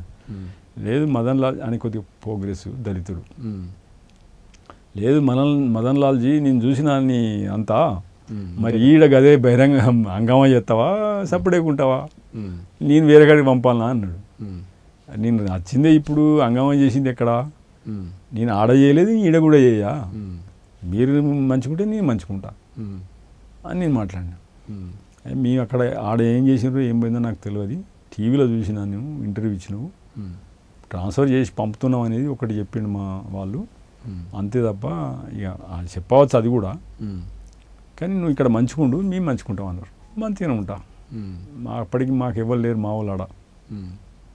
నేను మంచుకుండాలంటే నాకు కావాల్సింది ఏంటి అని అంటే, నాకు 2 పూటలు అన్నం మంచిగా పెట్టు, పొద్దున నాకు రొట్టె టిఫిన్ ఇయ్యి, మంచి ఛాయ్ 3 సార్లు ఛాయ్, 4 పేపర్లు ఇయ్యి, నాకు 2 పడుకునేది జాగి, నీ జోలికి నేను రాను, నా జోలికి నువ్వు రావద్దు. ఆడ సెల్లు లేవు, సెల్లుంటే సెంట్లో వారేసు కథం పోగానే అందరినీ వాళ్ళని ఐడల్ నాడు వారేసారు, ఆడ వాడేసిండు. పేపర్లు ఇచ్చుడు, అది తిని పెట్టుడు అయితే అది ఒక పెద్ద ప్రచారం అయింది అనుకోరాదు. ఆడ ఎట్లా ఉంటే ఆడ గ్యాంగ్లే, ఆ జైల్లో కూడా గ్యాంగ్లే. ఆడ గ్యాంగ్తో పాటు ఠాకూర్లు ఉంటారు అన్నట్టు జైలల్లో. పోగానే ఒక ఠాకూర్ ఆయనే ఒక 10 మందిని పట్టుకొని సాయంత్రం 4-5 గంటలకు రౌండ్ కొడతాడు అన్నట్టు. ఒక పోలీస్ ఆఫీసర్ మన జైలు సూపరింటెండెంట్ కొడతాడు లాగా. వీడేంద్రు సివిల్ ఉన్నాడు, అంతా కట్టెలు పట్టుకొని వీళ్ళు గుండాస్ ఉన్నారు, ఏంద్రు ఇది అంత జైలు ఎట్లా ఉన్నది అనుకున్నా. అందరు నమస్తే పెడతారు. అయితే ఈ అధికారి పెద్ద అధికారి ఉన్నట్టుందని నేను సపరేట్గానే అనుకున్నా, వీనికి నమస్తే పెట్టేదిందని, ఈయనకి పెట్టేదిందని చూసిండు బాగా. పోయి ఆయన బ్యారకి పోయిన కాడ ఎవర్రా అని వాళ్ళని అడిగిండట. సార్ అయ్యా బాబు అంటారు వీళ్ళను, బాబే ఠాకూర్ బాబు, ఆయన నక్సలెట్ అట, ఓ ఇట్లా అని అన్నీ చెప్పినాడు. వర్రవాడు అని వాడికి మెరమెర అనిపించింది.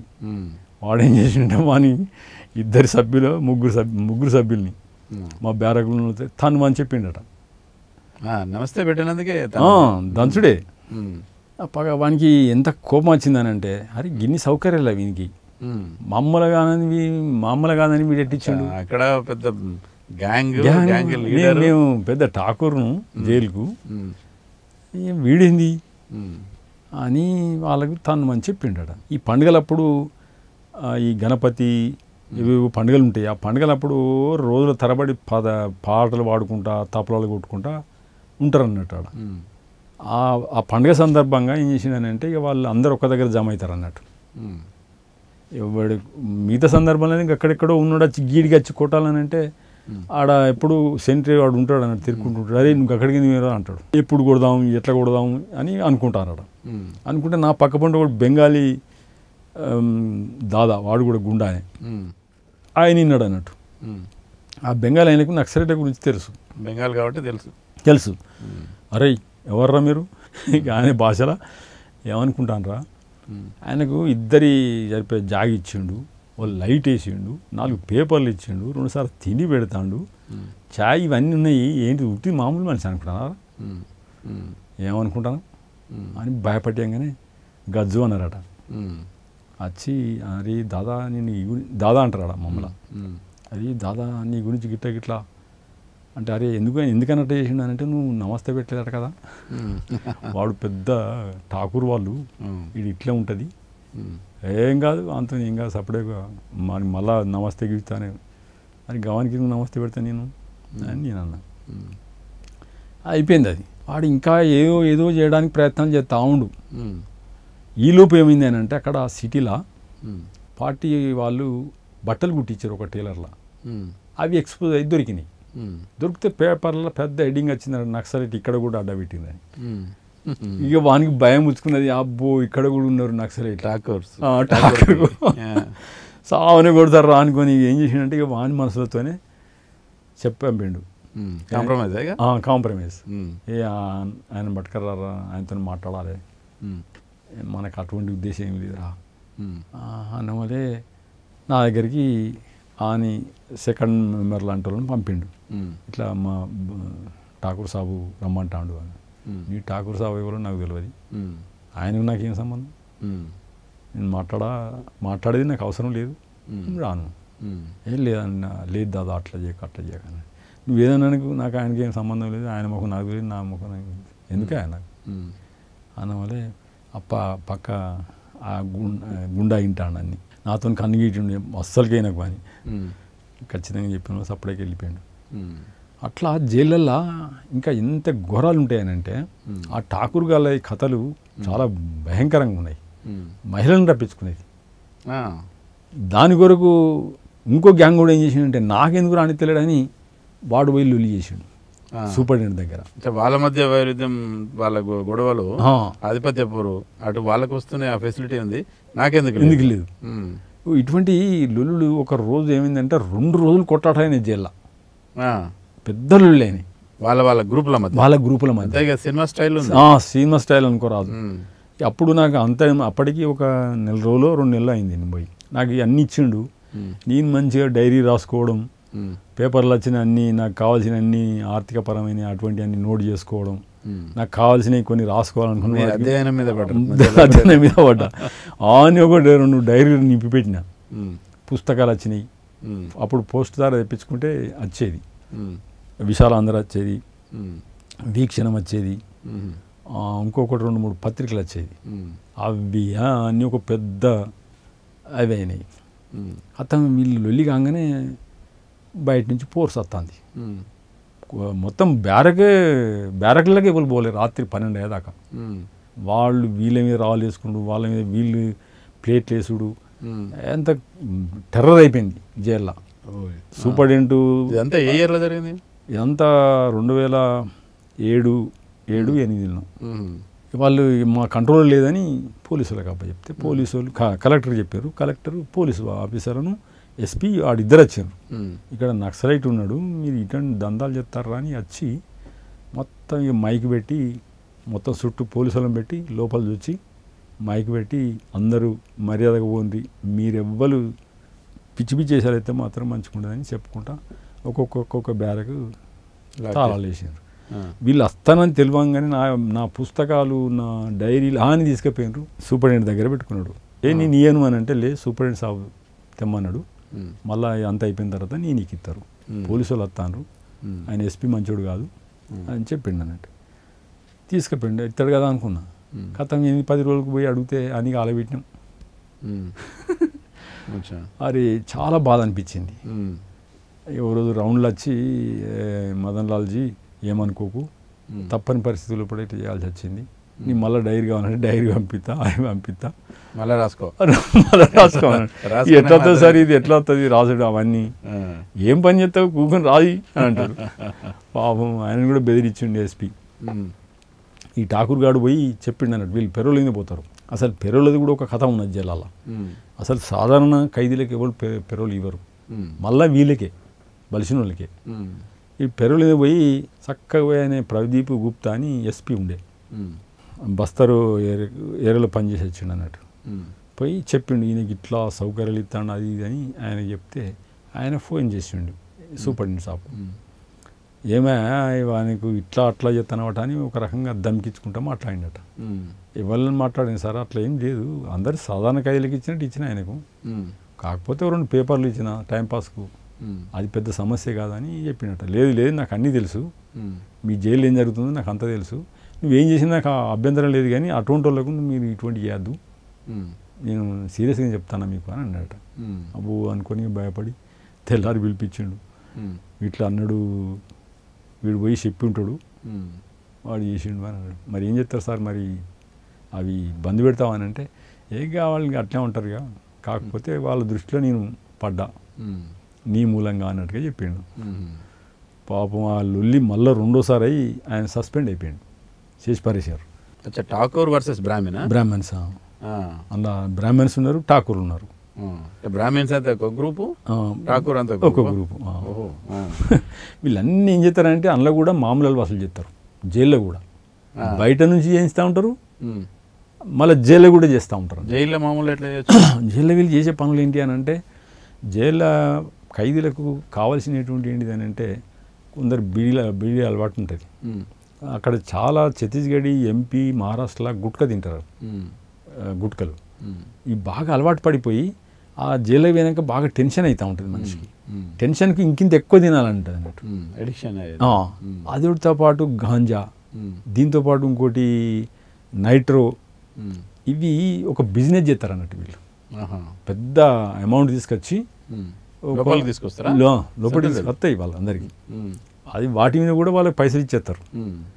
వాళ్ళు ఎవడు ఆబ్జెక్షన్ చేయడు, వస్తారు వాళ్ళ దగ్గరికి వస్తాయి అందరికీ. వాడు రూపాయలు 10 రూపాయలది అని ఏం చేస్తారంటే వాడు ఒక 4 ప్యాకెట్లు కట్టి 40-50 రూపాయలు 100 రూపాయలకి అమ్ముతారు ఒక్కొక్క దాన్ని అంటే 50 రూపాయలకు ఒకటి 50 రూపాయలకు ఒకటి అట్లా 10 రూపాయలు దాన్ని దాదాపు 100-200 రూపాయలకు అమ్ముతారు. దాంతో వాళ్ళకి పెద్ద సోర్స్ అన్నట్టు. ఒకడు గాంజా, ఈ గుట్కా, నైట్రో వేలు. ఇప్పుడు ఆ లొల్లు జరిగినప్పుడు ఒక్కొక్క గ్యాంగ్ దగ్గర ఆ టైం లోపల 50,000 రూపాయలు చెప్తాయి. అట్లా వాళ్ళు ఇంటికి పంపుకుంటారు అన్నట్టు. ఓకే, అట్లా వేలు వసూలు చేసి బయట ప్లాట్లు బంగ్లాలు కట్టిన వాళ్ళు ఉన్నారు. అయితే అన్న ఇప్పుడు అన్నిటికంటే ముఖ్యంగా ఒక ప్రచారం ఉంది, అది ఎంత మేరకు నిజమో అనేది. అంటే జనరల్గా ఈ జైళ్ళల్లో హోమోసెక్సువల్ యాక్టివిటీ కూడా ఎక్కువ ఉంటుంది అని చెప్తున్నారు. చాలా అది అంటే ఎట్లా ఒక బ్యారెక్లో అంటే అందరు ఉంటారు కదా, ఎట్లా ఉంటాయంటే అది జైలు ప్రశాసన కూడా తెలుసు, ఇది కంట్రోల్ చేయలేమనేటువంటి కూడా తెలుసు వాళ్ళకు. ఎందుకంటే ఈ దాదాపు గ్యాంగులు లైఫర్సు, ఈ లైఫర్సు సంవత్సరాల తరబడి కుటుంబానికి దూరంగా ఉంటారు. దూరంగా ఉన్నప్పుడు వాళ్ళు ఆ సెక్సువల్ కోరికలు కంట్రోల్ చేసుకోలేక ఏం చేస్తారు అని అంటే ఈ మంచి కొత్త యంగ్ పిల్లలు వస్తారు కదా ఏవో చిన్న కేసులల్లో, వీళ్ళను వాళ్ళ దగ్గర తీసుకొచ్చుకుంటారు. అది ఎట్లా సాధ్యమైద్ది అని అంటే బ్యారక్ వాడు ఇన్ఛార్జ్ అని ఉంటాడు, వాడు ఖైదే వాడు ఉంటాడు. అట్లనే గోల్ ఇన్ఛార్జ్ అని ఒక ప్రశాసన నుంచి అధికారి ఉంటాడు, ఆయన దగ్గర పోయి మాట్లాడుకుంటారు అన్నట్టు. వీడు పోయి వాళ్ళని పట్టుకొస్తారు, ఫలానా బ్యారక్లో పోయి ఉండరు అని ఆడు చెప్తాడు. ఈ ఇన్ఛార్జీలు తీసిపోయి తీసుకొస్తారు వాడిని, ఆ పిల్లాన్ని. ఆయనకి జైలు గురించి ఏం తెలియదు, అమాయకుడు. కథం వాళ్ళ దగ్గర పడేస్తారు అన్నట్టు. పడేసి రాత్రి ఏం చేస్తారు అని అంటే అందరు చూడంగానే కూడా చేస్తూ ఉంటారు. వాడు ఉర్రని ఏమైనా చేస్తే తంతరు బట్ట విసేసి ఎత్తారు.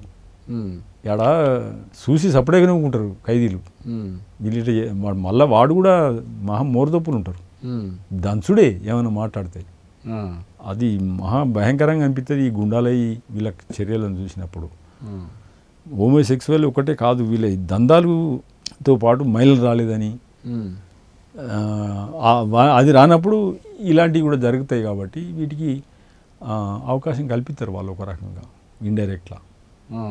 అట్లనే జరుగుతూ ఉంటాయి. చాలామంది పిల్లలు రక్తం బ్లడ్ బ్లీడింగ్ అయ్యి బట్టలన్నీ నాశనం అయిపోతూ ఉంటాయి. ఆ గాడిద కొడుకులు అంత అరాచకం, చెంపలు కొరుకుడు అవన్నీ. మీ దగ్గరికి వచ్చిన వాళ్ళు ఉన్నారా ఎవరన్నా బాధితులు? నా ఒకసారి జైల్లో చూసాను నేను కళ్ళతో. ఆ బ్యారక్లు ఎట్లా ఉంటాయంటే మోడర్న్ టైప్లో కట్టిండ్రు. తర్వాత ఇప్పుడు 20-30 మంది కంటే ఎక్కువ ఉండే అన్నట్టు చిన్న బ్యారక్లు అన్నట్టు. చిన్న బ్యారక్లు కాబట్టి ఎవడేం చేసేది ఈజీగా అర్థమవుతుంది. అట్లా ఒక గుండా చేసేటప్పుడు చూశాను నేను. అబ్బాయి బాగా ఏడవ పట్టిండు, చాలా ఇబ్బంది అనిపించింది. నేను కొత్తగా పోయినా, ఈ జైళ్ళల్లో ఈ గుండాగలతో లొల్లి పెట్టుకోవడం, ఇటు ప్రశాసనంతో లొల్లి పెట్టుకోవడం, అట్లనే బయట ఈ పోలీసు ఇవన్నీ ఎట్లా అంటే ఓసారి మనిషిని నిర్వీర్యం చేస్తూ ఉంటాయి. పోయేటప్పుడు జైలుతో సూపరింటెండెంట్తో మాట్లాడినాం, ఇట్లా చేస్తే ఎట్లా, ఇది మానవత్వం లేని పద్ధతులు ఉన్నాయంటే ఏం చేయాలి, మేము చెప్పి తినరు. ఒకవేళ మీరు అటువంటి ఏమైనా చేయకపోతే మాకు ఏదో నోటి చేస్తారు. వాళ్ళు ప్రశాసనకి ఇబ్బందులు పెడతా ఉంటారు అన్నట్టు. ఏదో విధంగా వాడు రిలాక్స్ అయిపోవాలి. జరుగుతానే నిజమే.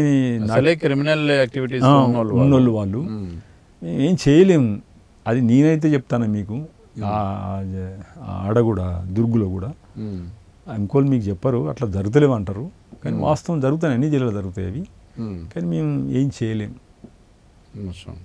అంటే నిజానికి 1994లో కూడా తిహార్ జైల్లో డాక్టర్ అగర్వాల్ అని ఎయిడ్స్ కంట్రోల్ సంబంధించిన కార్యక్రమంలో ఉండి ఆయన కండమ్స్ డిస్ట్రిబ్యూట్ చేస్తాడు. దానికి అప్పుడు ఆ తిహార్ జైలుకి అంటే ఐజీ క్యాడర్లో ఉన్న కిరణ్ బేడి ఇట్లాంటి డిస్ట్రిబ్యూట్ చేయొద్దు అది అని చెప్పి పెద్ద ఇష్యూ అవుతుంది. అది అంటే అప్పుడు సమాజానికి, బయట సమాజానికి తెలిసింది, అరే జైళ్ళల్లో హోమోసెక్సువాలిటీ ఇట్లా ఉంటుందా, ఇట్లుందా అని చెప్పి అప్పుడు అర్థమైంది. ఇప్పుడు మీరు చెప్తే డైరెక్ట్గా తెలుస్తుంది. జరిగిన ఎయిడ్స్ కేసులు కూడా అయితే ఉన్నాయి. ప్రతి ఖైదీకి ఏదో ఒక పని చెప్పాలి. కాబట్టి వీళ్ళు ఉట్టిగా ఉంటే ఎట్లుంటుంది? అరాచకం అవుతుంది, ఎవడి దందాలు అవుతాయి, వాడు మానసికంగా కుంగిపోతూ ఉంటాడు. ఏవైతే కాబట్టి ఏదో ఒక పని పెడితే ఆయన లీనమై ఉంటాడు. అయితే దాని ప్రకారంగా వాళ్ళు ఏం చేస్తారనంటే జైలు ప్రశాసనం రోజుకు 25 రూపాయలు 50 రూపాయలు ఇస్తారు అన్నట్టు. 50 రూపాయలు ఇస్తే ఆ 50 రూపాయల సగం ఎవరైతే హత్య చేసి వచ్చినో వాళ్ళ కుటుంబానికి ఇస్తారు అన్నట్టు. సగం వీని పేరు జమ అవుతూ ఉంటాయి. ఆ 25 రూపాయలతో ఏమవుతాయి? ఏం రావు. అది ఏ రోజు ఆ రోజు ఇయ్యరు. వాడు ఒక 1000 ఎంతో అయిన తర్వాత 500 దగ్గర పెట్టుకొని 500 సామాన్లు ఇస్తారు. ఒక దగ్గరనే కాదు, ఇప్పుడు టైలర్ ఉంటారు. టైలర్కి వీళ్ళు ఏం చేస్తారంటే జైలుడు వాడు అందరికి ఒకటే సైజులు కుట్టిస్తాడు. అది ఎట్లా పడి తొడుక్కుంటే మన చేన్ల బెదురులు పెడతారు చూడు, ఆ బెదురులకు పెట్టినట్టుగా అనిపిస్తూ ఉంటుంది ఆ డ్రెస్ వేసుకుంటే. కాబట్టి వీళ్ళు ఏం చేసుకుంటారంటే వీళ్ళకి అనుకూలంగా సెట్ చేయించుకుంటారు టైలర్ దగ్గర పోయి. ఆ టైలర్కి మరి వీళ్ళు పైసలు ఇవ్వాలంటే ఉండే కాబట్టి మళ్ళీ వీడు మిక్చర్ ఇచ్చుడో లేకుంటే ఇంత బిస్కెట్ ప్యాకెట్ ఏదో విధంగా అనుకో 100 రూపాయల బెనిఫిట్ జరగాలి, ఇట్లా ఒప్పందం చేసుకుంటారు అన్నట్టు. వాడు బట్టల మిల్లి ఉంటాడు, వాడు ఈ కొత్త ఈ డ్రెస్సులు పనికిరావని కొద్దిగా పైసలు ఉండి ఏం చేస్తారంటే అరే నాకు ఒక డ్రెస్కి బట్ట ఇవ్వాలంటే అంటే వాడు బట్ట కట్ చేసి ఇస్తాడు, వానికి 100-200 ఇచ్చేస్తాడు. తీసుకుపోయి మళ్ళీ టైలర్కి ఆడో 100. జైల్లో ఖైదీల దగ్గర డబ్బులు ఉండవు కదా, మరి డబ్బులు ఉంటాయి కానీ అది ఇల్లీగల్గా ఉంచుకుంటారు, దాచిపెట్టుకుంటారు. అది జైలు వాళ్ళకి కూడా తెలుసు. అయితే కొన్ని జైల్లో ఏం చేస్తారంటే టోకన్ తయారు చేస్తారు, 5 రూపాయలు 10 రూపాయలు. మనకి ఎవరైనా నచ్చి డబ్బు ఇస్తే ఏం చేస్తారంటే అక్కడ జమ చేస్తారు అన్నట్టు. జమ చేస్తే నెలకు నాకు నీ దగ్గర 1000 రూపాయలు ఉంటే 1000 రూపాయలకి 1000 రూపాయలు ఇయ్యరు. 100 రూపాయల సామాన్లు 200 సామాన్లకు పైసలు ఇష్యూ చేస్తారు అన్నట్టు. ఆ టికెట్లు పెట్టుకొని కొనుక్కుంటారు. ఈయనకు టైలర్కి ఇవ్వాలంటే 100 సిటీలు ఇస్తాడు, వాడు తీసుకుపోయి వాడి అవసరం ఆయన తీసుకుంటాడు. అట్లా ఉంటుంది అన్నట్టు రొటీన్ అయ్యే పద్ధతి. కొన్ని జైళ్ళల్లో ఆ టోకన్ కూడా ఉండయి, అంత ఇంకా ఘోరమైన జైలు అనుకో. అవి వాళ్ళు ఏం చేస్తారంటే జేబుల్ని ఎక్కడ పెట్టుకుంటారు. అవి ఎప్పుడన్నా తలాసీలు మొదలు పెడతా ఉంటారు అన్నట్టు. వీళ్ళు ఇంత ఘోరం చెకింగ్ 8 రోజులకోసారి 10 రోజులకోసారి చేస్తూ ఉంటారు అన్నట్టు. వీళ్ళు పైసలు ఉన్నాయి మన దగ్గర 100-200 ఉంటాయి, అది దాచుకోవడానికి వానికి పెద్ద తలకాయ నొప్పి అవుతుంది. ఇక పనుల కాడ పోయిన కానీ అక్కడనే కొన్ని దగ్గర పెట్టుకుంటారు అన్నట్టు. ఇక అది లేను ఈ న్యాయ విచారణ ఖైదీలు ఉంటారు కదా, దీనికి చాలా ప్రాబ్లం అవుతుంది అన్నట్టు. వీళ్ళు ఎక్కడ పెట్టుకోవాలి, అక్కడెక్కడ పెట్టుకోరాదు. ఎవరికైనా ఇస్తే వాడు గాయబ్ చేస్తాడు, వాడు మళ్ళీ ఇయ్యాడు. ఇక గాన్నే ఈ పాయింట్ జేబులను ఈయన్నో పెట్టుకుంటారు. అవన్నీ కూడా తీస్తారు వాళ్ళు. వాళ్ళకు కూడా తెలిసి ఎక్కడెక్కడ పెట్టుకుంటుంది మనకి ఎప్పటి నుంచి ఉన్నది అనుభవం. ఇట్లే ఇప్పుడు లోపలికి కూడా గాంజా నైట్రా వీళ్ళు కోర్టుకు పోయినప్పుడు అలా పట్టుకొస్తా ఉంటారు కొందరు. అది ఎక్కడ పెట్టుకొస్తారంటే ఇంకా అది మహిళలది అయితే జైల్లో చాలా దారుణమైన లైఫ్ వాళ్ళది. వాళ్ళని అట్లా ఉపయోగించుకుంటారు, వాళ్ళని అట్లా బానిస లెక్క తయారు చేసి పెడతారు అన్నట్టు. ఎందుకంటే వాళ్ళకి ఇవాళ రారు, వాళ్ళకి అటువంటి పరిస్థితిని కల్పిస్తారు అన్నట్టు. బాలాఘాట్లో మీ కార్యాచరణ ఎట్లా ఉండే, ఏం చేసిండ్రు? దండకారణ్యములు ఉద్యమాన్ని విస్తరించాలనేటువంటి దానిలో భాగంగానే బాలాఘాట్కి ఎక్స్టెన్షన్ అయింది. పెళ్ళి అయ్యి ఒక 7 ఏళ్ల వయసున్న బాబుని వదిలేసి వెళ్ళినన్నారు. మీ పెళ్ళి ఎప్పుడైంది? ఆ ముసలి ఏమైనా పెళ్లి చేసుకోరు, చచ్చిపోతారా అని.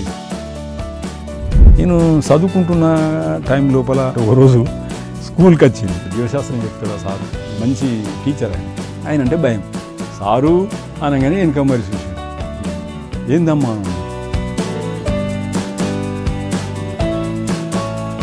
అంటే పార్టీలో కూడా చాలా మార్పులు వచ్చినాయి కదా, అట్లాంటి టైంలో మళ్ళీ పెళ్లి చేసుకోవాలనే ఆలోచన కానీ పార్టీ సంబంధించిన ప్రపోజల్ కానీ ఏం లేదా? పార్టీలో ఒక పెళ్లిలో ఒక ఎజెండా ఉండేది ఎప్పుడు మీటింగ్లో. అక్కడే ఆదివాసీ మహిళ ఆమె ప్రపోజల్ చేసింది, అయితే ఫైరింగ్లో చనిపోయింది. అక్కడనే మా కళ్ళ ముందరనే ఎగిరిపోయింది.